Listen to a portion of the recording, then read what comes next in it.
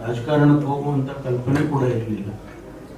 Never ಇವನ್ college ಡೇಸಿಂದ ನಾನೇನು youth Congress NSUI ಆ ಥರದ್ದೆಲ್ಲ ಓಡಾಡ್ತಿರಲಿಲ್ಲ. ಯಾಕೆಂದ್ರೆ ನಮಗೆ ಟೈಮ್ ಇರಲಿಲ್ಲ. ನಮ್ಮದು ಟ್ರೈಮಿಸ್ಟರ್ ಸಿಸ್ಟಮ್, 3 ತಿಂಗಳಿಗೆ 14 ಸಬ್ಜೆಕ್ಟ್ ಎಕ್ಸಾಮ್, 35 ಎಕ್ಸಾಮ್ ಬರೀಬೇಕು. ಅದು ಅಮೆರಿಕನ್ ಸಿಸ್ಟಮ್. ಅದರಲ್ಲಿ ನಾವು ಓದಿದ್ದು. ಸೊ ನಮಗೆ ಸಮಯನೇ ಇರಲಿಲ್ಲ ಏನಕ್ಕೂ. ಹಾಗಾಗಿ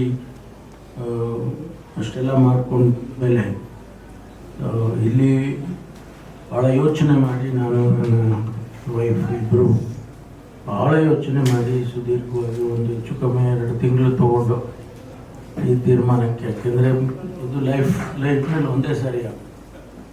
ಸೊ ಅದನ್ನು ತೀರ್ಮಾನ ಮಾಡಿ ಉಳ್ಕೊಂಡೆ. ರಾಜಕೀಯ ಆಕಸ್ಮಿಕವಾಗಿ ಆಯಿತು. ರಾಜೀವ್ ಗಾಂಧಿ ಅವರು ನಮ್ಮ ಕ್ಯಾಂಪಸ್ಸಿಗೆ ಬಂದರು, ಪ್ರೈಮ್ ಮಿನಿಸ್ಟರ್ ಆಗಿ. ಅವ್ರ ಸಂಪರ್ಕ ಬಂತು, ಅವ್ರು ಕರೆ ಕೊಟ್ಟರು, ಸೇರಿಕೊಂಡೆ. ಇವತ್ತು ಹೆಚ್ಚು ಕಡಿಮೆ 40 ವರ್ಷ ಆಗ್ತಾ ಬಂತು. 2 ವರ್ಷ ಆದರೆ 40 ವರ್ಷ ಆಗುತ್ತೆ. 40 ವರ್ಷದಲ್ಲಿ ಅಷ್ಟು ಸರ್ವಿಸ್ ಮಾಡಿದ್ದೀನಿ. ಇಲ್ಲಾಂದರೆ ಯಾರು ಗುರುತಿಸೋಲ್ಲ, ಲಕ್ಷ ಗುರುತಿಸಲ್ಲ. ನನಗೆ ಎಲ್ಲ ಹುದ್ದೆನೂ ಕೊಟ್ಟಿದ್ದಾರೆ. ಅಧ್ಯಕ್ಷ ಸ್ಥಾನದಿಂದ ಹಿಡಿದು ನನಗೆ ನಮ್ಮ ಪಕ್ಷದಲ್ಲಿ ವರ್ಕಿಂಗ್ ಕಮಿಟಿ ಅಂದರೆ ಭಾಳ ಮುಖ್ಯವಾದದ್ದು. ಡೆಲ್ಲಿನಲ್ಲಿ AICC ವರ್ಕಿಂಗ್ ಕಮಿಟಿ ಅಂದರೆ ನಮ್ಮ ಪಕ್ಷದಲ್ಲಿ ಹಾಕುವ ಎಲ್ಲರ ತೀರ್ಮಾನಗಳು, ನಿರ್ಣಯಗಳು ಅಲ್ಲೇ ಆಗುತ್ತೆ. ಅದರ ಸದಸ್ಯನೂ ಕೂಡ ಮಾಡಿದ್ರು ನಾನು. ಅದಾದಮೇಲೆ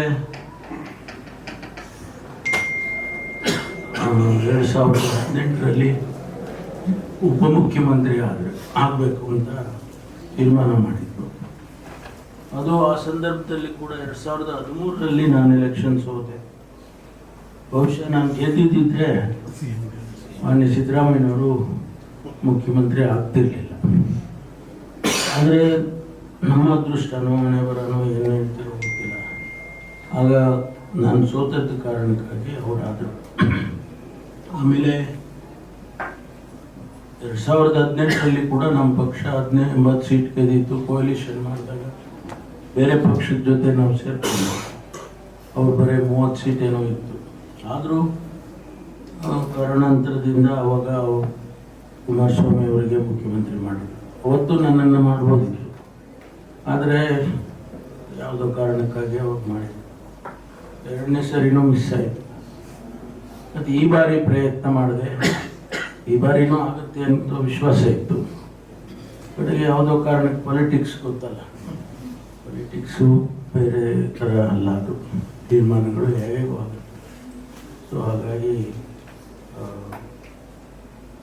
ಉಪಮುಖ್ಯಮಂತ್ರಿ ಸ್ಥಾನವನ್ನು ಕೊಟ್ಟಿದ್ದಾರೆ. ಜವಾಬ್ದಾರಿ ಸ್ಥಾನ. ಹೆಂಗಂದ್ರೆ ಹಂಗೆ ನಡ್ಕೊಳ್ಳೋಕ್ಕಿಲ್ಲ ನಾವು. ರಾಜ್ಯದ ಜನ ನಮ್ಮನ್ನು ಗಮನಿಸ್ತಾರೆ. ನಾನು ಯಾವಾಗಲೂ ಹೇಳ್ತಾ ಇರ್ತೀನಿ ನಮ್ಮ ಕೊಲೀಗ್ಸಿಗೆಲ್ಲ, ನೋಡಪ್ಪ ನಮ್ಮನ್ನು ಜನ ಮ್ಯಾಗ್ನಿಫೈಯಿಂಗ್ ಗ್ಲಾಸ್ ಹಾಕ್ಕೊಂಡು ನೋಡ್ತಿರ್ತಾರೆ, ಹುಷಾರಾಗಿರ್ಬೇಕು ನೀವು.